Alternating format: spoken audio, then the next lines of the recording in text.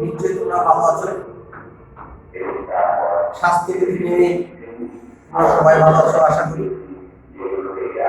আমরা গতদিন আলোচনা করেছিলাম দ্বিতীয় অধ্যায়ের সংখ্যা পদ্ধতির উপর। আমরা সেখানে শিখেছিলাম সংখ্যা পদ্ধতির ইতিহাস, সংখ্যা পদ্ধতি কি, সংখ্যা পদ্ধতির প্রকারভেদ, আর ছিল পজিশনাল সংখ্যা পদ্ধতির প্রকারভেদ, র্যাডিক্স পয়েন্ট কি এবং তার ব্যাখ্যা আমরা গত ক্লাসে আলোচনা করেছিলাম। আমরা আজকে আলোচনা করব সংখ্যা পদ্ধতির রূপান্তর। সংখ্যা পদ্ধতির রূপান্তরের আগে আমরা পজিশনাল সংখ্যা পদ্ধতিতে চার ধরনের, সেইটা নিয়ে আমরা একটু পূর্বের আলোচনায় ফিরে যেতে চাই। এই পজিশনাল সংখ্যা পদ্ধতি চার ধরনের: দশমিক সংখ্যা পদ্ধতি, ইংরেজিতে বলে ডেসিমাল নাম্বার সিস্টেম; বাইনারি সংখ্যা পদ্ধতি, ইংরেজিতে বলে বাইনারি নাম্বার সিস্টেম; অক্টাল সংখ্যা পদ্ধতি, অক্টাল নাম্বার সিস্টেম; হেক্সাডেসিমাল সংখ্যা পদ্ধতি, হেক্সাডেসিমাল নাম্বার সিস্টেম। আমরা গতদিন আরো আলোচনা করেছিলাম দশমিক সংখ্যা পদ্ধতির মৌলিক অঙ্ক হচ্ছে 10টা, 0 থেকে 9 পর্যন্ত। যেহেতু দশমিক সংখ্যা পদ্ধতির মৌলিক অঙ্ক 10টি, তাই তার ভিত 10। বাইনারি সংখ্যা পদ্ধতির মৌলিক অঙ্ক 2টি, 0 এবং 1। যেহেতু বাইনারি সংখ্যা পদ্ধতির মৌলিক অঙ্ক 2টি, তাই তার ভিত হচ্ছে 2। অক্টাল সংখ্যা পদ্ধতির মৌলিক অঙ্ক হচ্ছে 8টা, 0 1 2 3 4 5 6 7। যেহেতু অক্টাল সংখ্যা পদ্ধতির মৌলিক অঙ্ক 8টা, তাই তার ভিত হচ্ছে 8। হেক্সাডেসিমাল সংখ্যা পদ্ধতির মৌলিক অঙ্ক হচ্ছে 16টি, 0 থেকে 9 পর্যন্ত, অর্থাৎ 0 1 2 3 4 5 6 7 8 9। এর হচ্ছে 10টি। আর A B C D E F এই 6টি, অর্থাৎ 10 আর 6 16টি। এই বিষয়গুলো আমরা গত ক্লাসে আলোচনা করেছিলাম। আজকে আমরা আলোচনা করব সংখ্যা পদ্ধতির রূপান্তর। তার আগে আমার আরো একটু ব্যাখ্যা করা দরকার। আমি একটু তোমাদের প্রশ্ন করব, তোমরা যে যেখানে বসে দেখছো, ক্লাসটা ফলো করছো, তারা খেয়াল করো বোর্ডের দিকে। আমি যদি বলি যে 73 একটা সংখ্যা, এটা দশমিক না অক্টাল না হেক্সাডেসিমাল? তাহলে তোমরা কি বলবে? তোমরা দেখবে যে সংখ্যাটা তৈরি করে হয়েছে কি অঙ্ক, একটা 7 অঙ্ক, একটা 3 অঙ্ক। 7 এবং 3 এই দুটি অঙ্কই কিন্তু দশমিক সংখ্যা পদ্ধতির ভিতরে আছে, অক্টালের ভিতরেও আছে, হেক্সাডেসিমালের ভিতরেও আছে। তাহলে আমরা 7 এবং 3 দিয়ে দশমিক সংখ্যা গঠন করতে পারি, অক্টাল সংখ্যা গঠন করতে পারি, হেক্সাডেসিমাল সংখ্যা গঠন করতে পারি। আমরা যদি বলি এভাবে আমরা বিভিন্ন সংখ্যা গঠন করতে পারি। আমরা সংখ্যা পদ্ধতি রূপান্তরের আগে আমরা একটা ছক তৈরি করি, একটা ছক আঁকাবো, তাহলে তোমাদের বুঝতে খুব সুবিধা হবে। আমরা জানি যে সংখ্যা পদ্ধতি, পজিশনাল সংখ্যা পদ্ধতি 4 ধরনের: দশমিক সংখ্যা পদ্ধতি, বাইনারি সংখ্যা পদ্ধতি, অক্টাল সংখ্যা পদ্ধতি, হেক্সাডেসিমাল সংখ্যা পদ্ধতি। আমি প্রথমে লিখলাম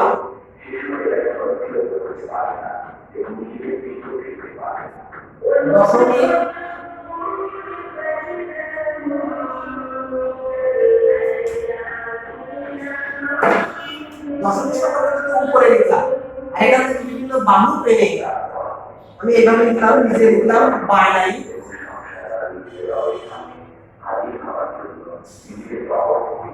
দশমিক থেকে আরেকটা বাহু টেনে লিখলাম অক্টাল,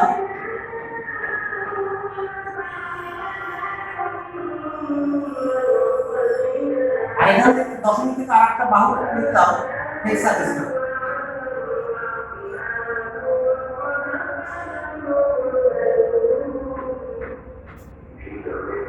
এই ছকটার উপকারিতা কি সেটা আমাদের জানতে হবে। আমরা আজকে এটা লেখার মূল কারণ হচ্ছে সংখ্যা পদ্ধতি রূপান্তর। আমরা কি আলোচনা করব? সংখ্যা পদ্ধতি রূপান্তর।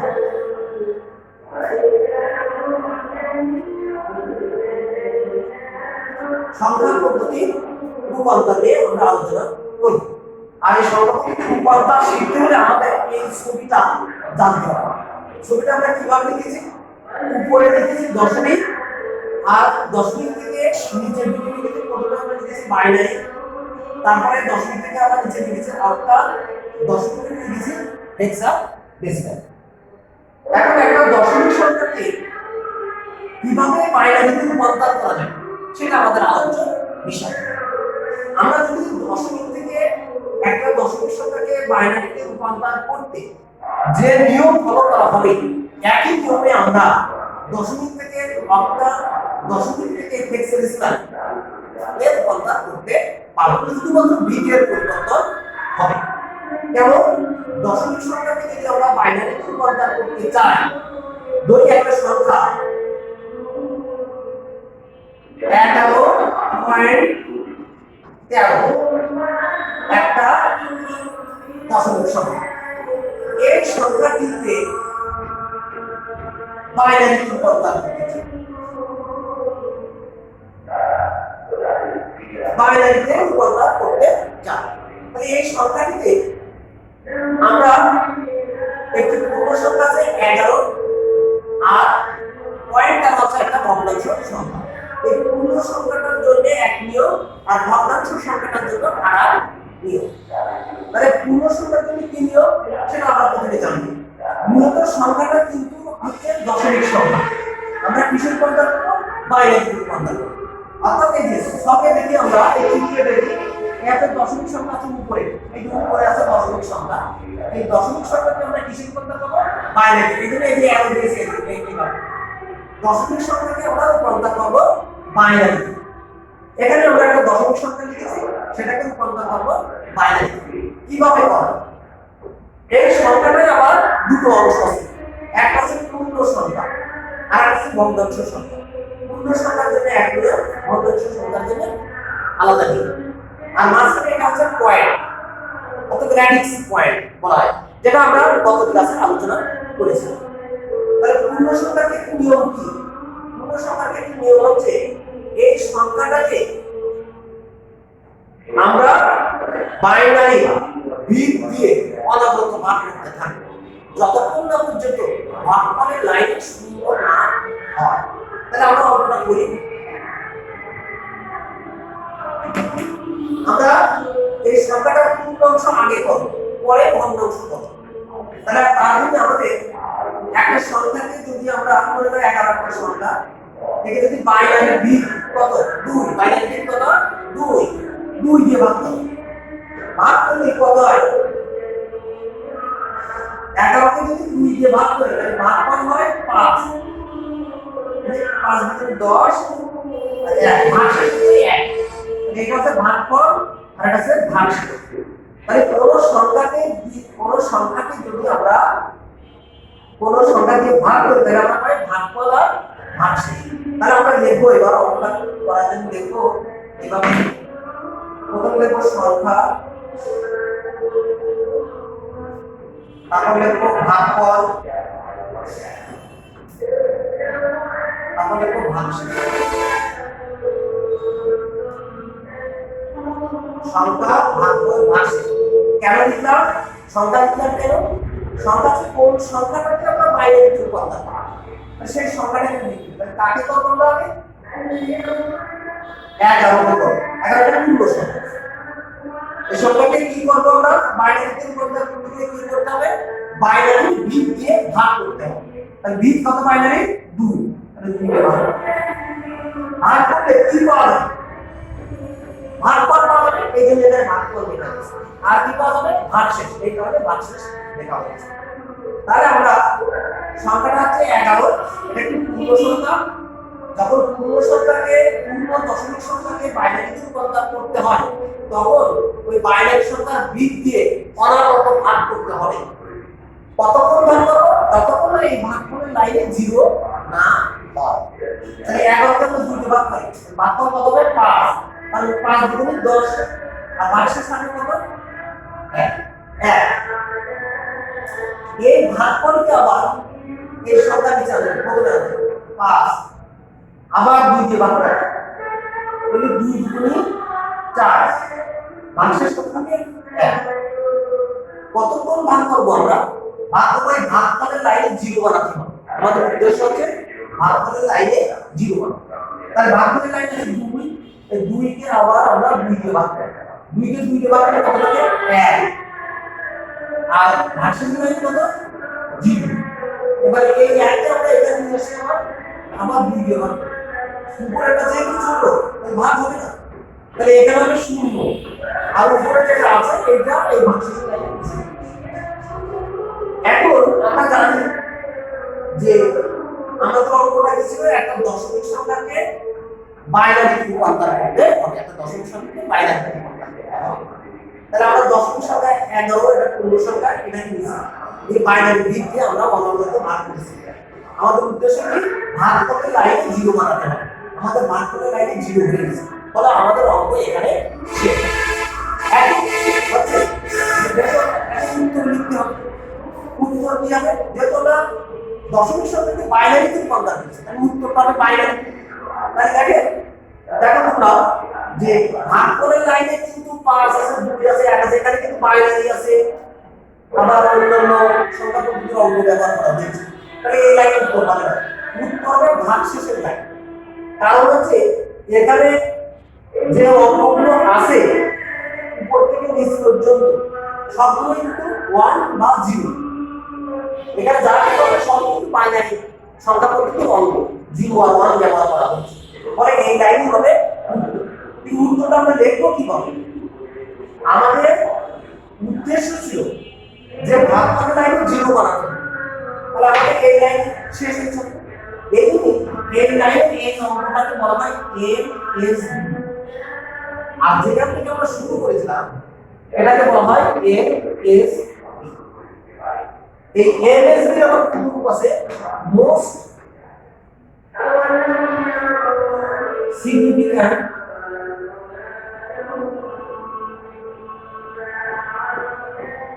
বিট, অর্থাৎ অধিক গুরুত্বের অঙ্ক। মোস্ট মানে অধিক, সিগনিফিক্যান্ট মানে গুরুত্বের, বিট মানে অঙ্ক। মোস্ট সিগনিফিক্যান্ট বিট অর্থাৎ অধিক গুরুত্বের অঙ্ক। বাংলায় আমি লিখে দিলাম অধিক গুরুত্বের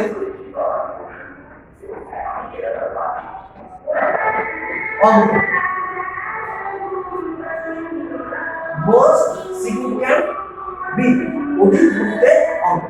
তাহলে এই লাইনে যে অঙ্কটা থাকবে উত্তরের লাইনে সেটা হচ্ছে এমএসবি, আর উপরের এই লাইনের নাম হচ্ছে এলএসবি, অর্থাৎ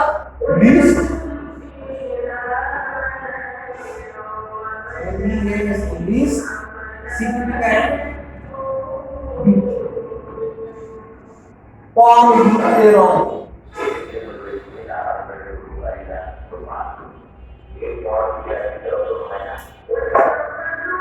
লিস্ট মানে কম, সিগনিফিক্যান্ট সংখ্যাটা লিখলাম এসআই সিগনিফিক্যান্ট মানে গুরুত্বে, বিট মানে অঙ্ক, কম গুরুত্বের অঙ্ক। এখন উত্তর লিখতে কোন দিক থেকে কোন দিক?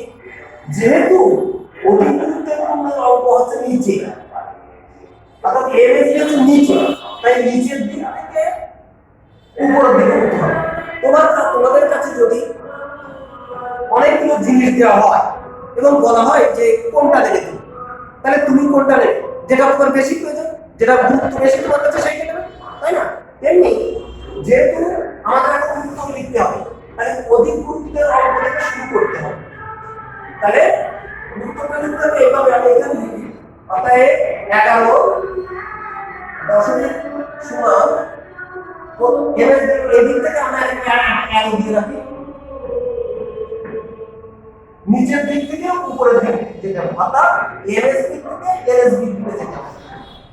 তাহলে প্রথমে আছে কি 1, লিখলাম 1, তারপর আছে 0, তারপর আছে তারপর আছে 1 নিচের দিক থেকে উপরের দিকে উঠলাম n এটা কিসের তৈরি হলো এখানে আমরা বাইনারিতে আসলাম 0 এবং 1 এটা অন্যান্য সংখ্যা হয় কিন্তু আমরা তো দশমিক থেকে বাইনারিতে রূপান্তর করছি তাই না এই জন্যই এইভাবে এটা বাইনারি বিট তাহলে 11 এটা দশমিক সংখ্যা তার বাইনারি কোড কত 1011 তাহলে আমরা একটা দশমিক সংখ্যাকে বাইনারিতে রূপান্তর করব কিভাবে সেটা আমরা কি জানলাম যে সংখ্যাটা যদি পূর্ণ সংখ্যা এবং ভগ্নাংশ সংখ্যা মিলে হয় তাহলে পূর্ণ সংখ্যার ক্ষেত্রে আমরা আগে করব আর ভগ্নাংশের ক্ষেত্রে পরে করব পূর্ণ সংখ্যার ক্ষেত্রে নিয়ম কি পূর্ণ দশমিক সংখ্যার ক্ষেত্রে নিয়ম হচ্ছে যদি আমরা বাইনারিতে রূপান্তর করি তাহলে বাইনারিটি 2 দিয়ে অনবরত ভাগ করতে হবে এই যে ভাগ করছি 2 দিয়ে ভাগ কতক্ষণ ভাগ করব যতক্ষণ পর্যন্ত ভাগ করে লাইনে শূন্য না হয় মানে ভাগ করে লাইনে শূন্য হয়েছে বুঝতে হবে কোনটা পূর্ণ সংখ্যার ক্ষেত্রে বুঝতে হবে ভাগশেষের লাইন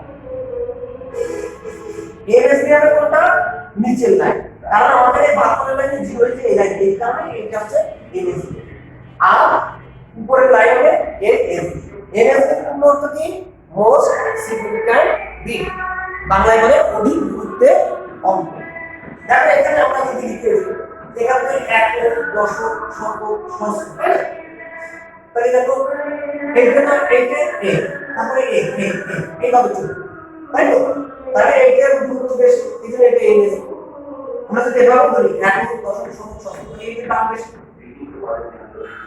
তাহলে এটা a বেশি আর এটা শেষে তাহলে a বেশি এভাবে তোমরা বলতে পারো একই নিয়মে আমরা এটা তো হলো দশমিক থেকে বাইনারিতে শিখলাম পূর্ণ সংখ্যা থেকে এখন যদি আমরা দশমিক থেকে অক্টালে করি একই নিয়ম সব একই কি করতে হবে দশমিক থেকে অক্টাল যখন আমরা করব তখন অক্টালের বিট হচ্ছে 8 এই 8 দিয়ে অনামত ভাগ করতে এই যে এখানে আমরা যখন 2 দিয়ে ভাগ করেছি কারণ আমরা বাইনারিতে রূপান্তর করেছিলাম আর যদি আমরা অক্টালে রূপান্তর করতে চাই দশমিক থেকে অক্টালে তাহলে পূর্ণ সংখ্যার ক্ষেত্রে এখানে 8 দিয়ে ভাগ করতে হবে কতক্ষণ এখানে 0 বানাতে হবে এভাবে এমএসবি এলএসবি নির্ণয় করতে হবে পরে উত্তর লিখতে হবে আমরা যদি দশমিক থেকে হেক্সাডেসিমালে রূপান্তর করতে চাই তাহলে কি করব হেক্সাডেসিমাল সংখ্যা পদ্ধতির বিট দিয়ে পূর্ণ সংখ্যার ক্ষেত্রে অনবরত ভাগ করতে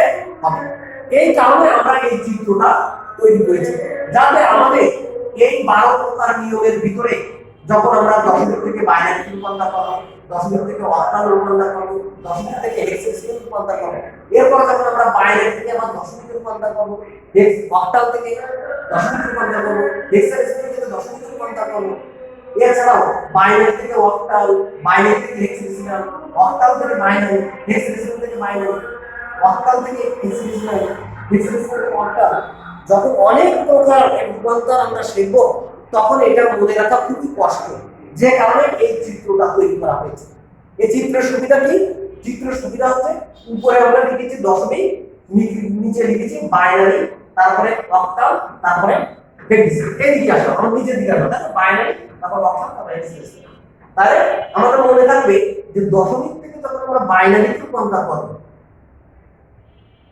তখন যে নিয়ম দশমিক থেকে অক্টাল একই নিয়ম দশমিক থেকে হেক্সাডেসিমাল একই নিয়ম শুধু পরিবর্তন কি বিটে পূর্ণ সংখ্যার ক্ষেত্রে আমরা কি করব যার যার বিট দিয়ে যে দশমিক থেকে যখন বাইনারি রূপান্তর করব তখন বাইনারি বিট দিয়ে ভাগ করব দশমিক থেকে যখন অক্টাল করব তখন অক্টালের বিট দিয়ে ভাগ করব দশমিক থেকে হেক্সাডেসিমাল যখন রূপান্তর করব 16 দিয়ে ভাগ করব পূর্ণ সংখ্যার ক্ষেত্রে তাহলে আমরা এখন দেখি যে ভগ্নাংশ সংখ্যার ক্ষেত্রে কি ভাগ করা যায়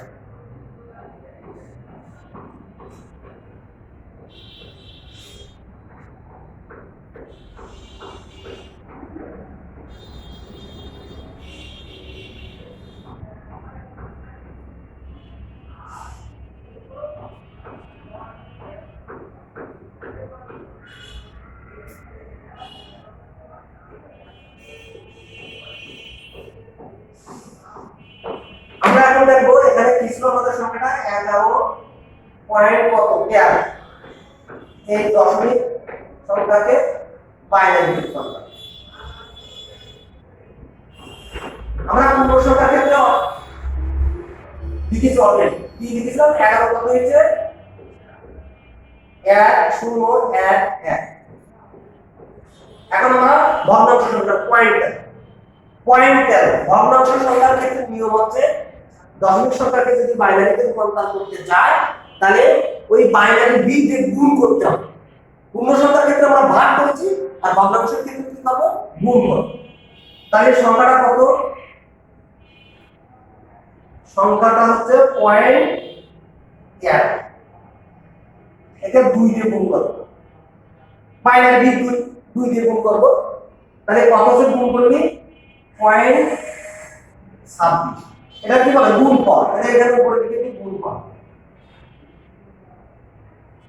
এই গুণফলটাকে আমরা ভাগ করে নিই পূর্ণ সংখ্যা ভগ্নাংশ, এটা হচ্ছে 11 পূর্ণ সংখ্যা পয়েন্টের ভগ্নাংশ, এটা দুটোকে আলাদা করে দেব, গুণফলটাকে সেপারেট করে দেব। তাহলে এখানে লিখব পূর্ণ সংখ্যা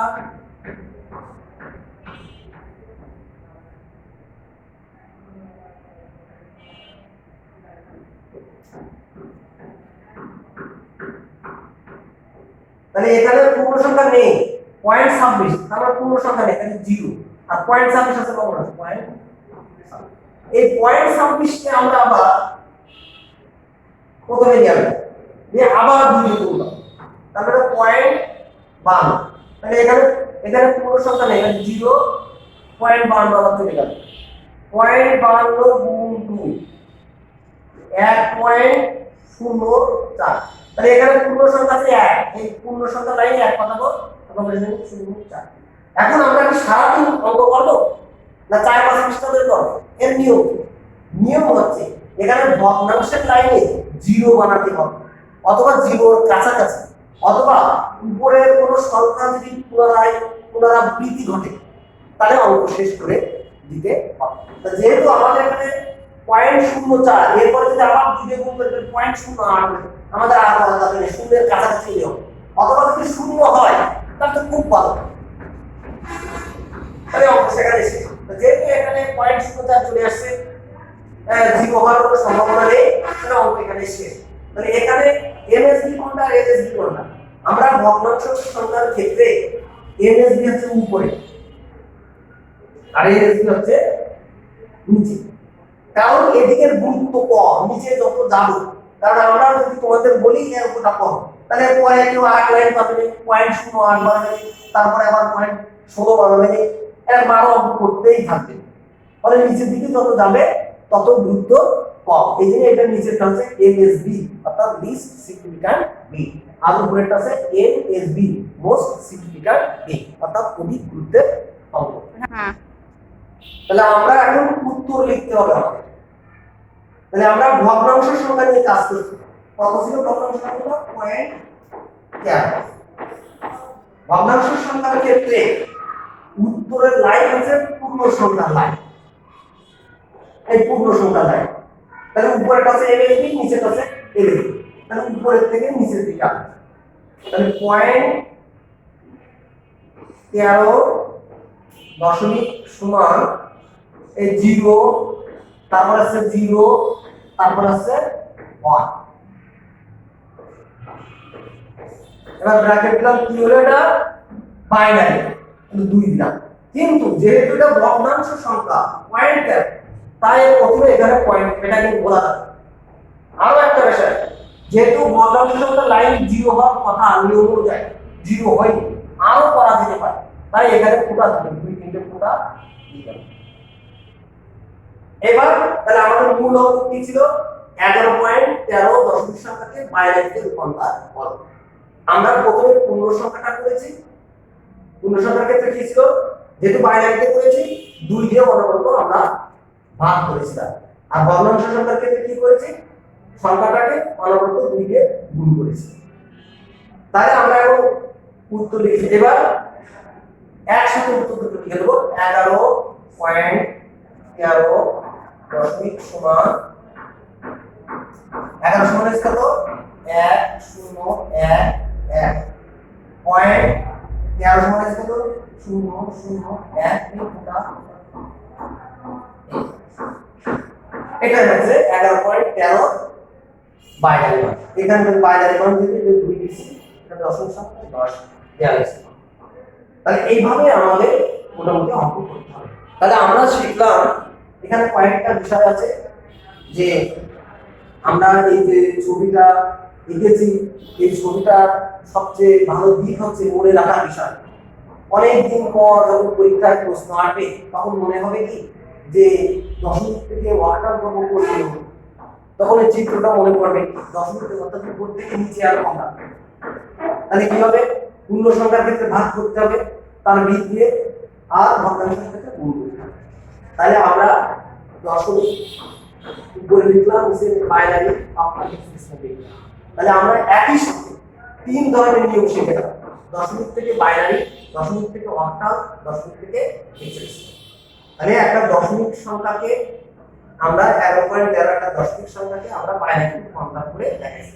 এখন যদি আমরা দশমিক থেকে অক্টাল করি তাহলে কি হবে?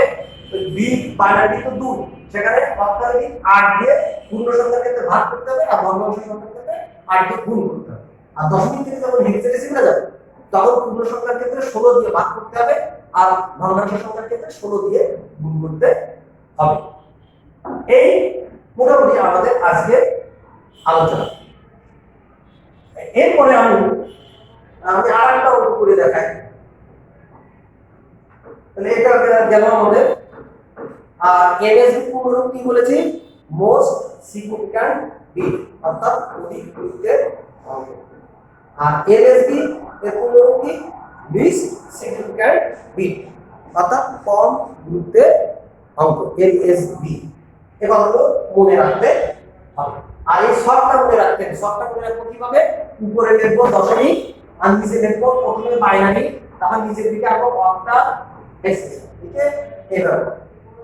তাহলে আমরা একই সাথে এই শর্টটা মনে রেখে দশমিক থেকে বাইনারি, দশমিক থেকে অক্টাল, দশমিক থেকে হেক্সাডেসিমাল শিখব।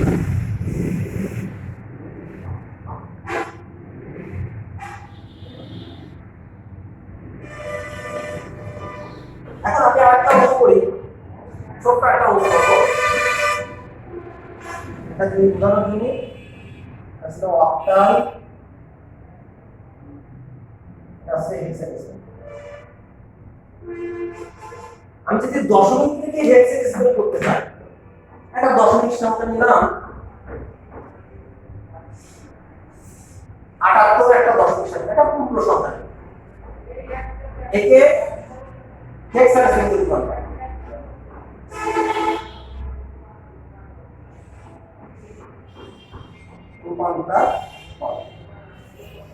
তাহলে যেহেতু এটা পূর্ণ সংখ্যা, তাহলে আমরা লিখব এখানে সংখ্যা ভাগফল ভাগশেষ। সংখ্যাটা কত? 78। এটা পূর্ণ সংখ্যা, এখানে কিন্তু ভগ্নাংশ নেই। কিসের রূপান্তর করতে হবে? হেক্সাডেসিমাল রূপান্তর। সংখ্যাটি হেক্সাডেসিমাল। 78 হেক্সাডেসিমাল বিট কত? 16। 16 দিয়ে ভাগ করলাম, তাহলে কয়বার যায়? 4 × 64, 5 × 80, 5 বার যায় না। 4 × 64, তাহলে 64, 78 থেকে 64 বাদ দাও কত থাকে? 4, 14 থাকে। 14, এই 4 কে আবার ঘুরাই নিয়ে আসি, 4 ভাগ 16। 16 কি 4 এর মধ্যে যায়? যায় না, এজন্য এখানে শূন্য বসাতে হবে। আর এই উপরে যেটা আছে 4, এই 4 কে ভাগশেষ লাইনে, তাহলে আমাদের ভাগফলের লাইন 0 হয়ে গেছে। তাহলে অঙ্ক শেষ। এখন উত্তর লিখতে হবে। উত্তর কোনটা লিখব? এই লাইন না এই লাইন? পূর্ণ সংখ্যার ক্ষেত্রে ভাগশেষের লাইন হবে। তাহলে পূর্ণ সংখ্যার ক্ষেত্রে এমএসবি কোনটা, এলএসবি কোনটা? যেহেতু আমাদের ভাগফলের লাইন 0 হয়েছে, যে লাইন সেটাই হবে এমএসবি, মানে নিচে। এটা হচ্ছে এমএসবি। এটা চিহ্নিত করতে পারবে কত? আর ধরে হবে এলএসবি। তাহলে উত্তর আমরা কোন দিক থেকে কোন দিক লিখব? নিচের থেকে উপর। তাহলে এর মানে এল। এল।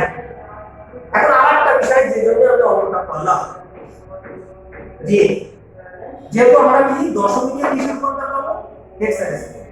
তাহলে হেক্সাডেসিমালে সংখ্যা কত মনে করব? কয়টা? 16টা, কি 0 থেকে 9 আর a থেকে 8। এখানে a এর মান কত 10, b এর মান 11, c এর মান 12, d এর মান 13, e এর মান 14, f এর মান 15। তাহলে এখানে আছে 14, তাহলে 14 এর পরিবর্তে আমাদেরকে e লিখতে হবে। এবার উত্তর লেখো তুমি 78 একটা দশমিক সংখ্যা সমান নিচের থেকে উপর উত্তর হবে 4 আর 14 জায়গায় তুমি ই লিখে দাও না। এই যে এখানে শোনো কেন ই লিখলাম, কারণ ইটা লিখলে সহজে বোঝা যাবে যে একটা হেক্সাডেসিমাল সংখ্যা।